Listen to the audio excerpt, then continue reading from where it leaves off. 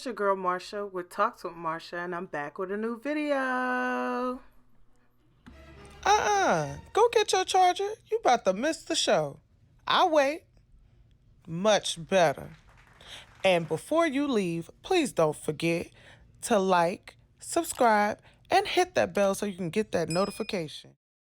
As you can tell by the title, we're making garlic shrimp spaghetti squash. If you watch any of my food videos, I was transitioning to plant-based, but I'm more pescatarian. So I wanted to share a quick meal that you can make that is quick, simple, and it doesn't really cost that much. So we bought two spaghetti squash. One we split in half and seasoned it with salt, pepper, olive oil. The second one we just rubbed it down with olive oil and poke holes all around it.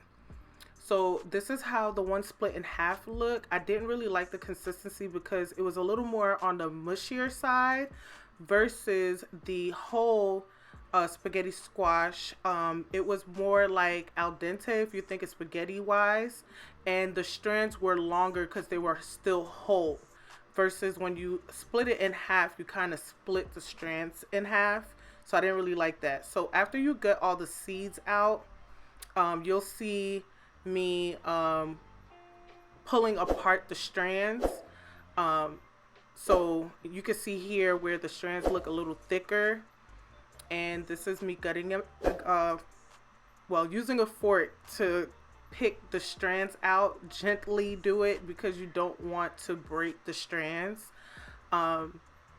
And then after that, we did do the shrimp on the side where I washed the shrimp, put some lemon juice on it because I don't really like the fishy smell. So that kills the smell.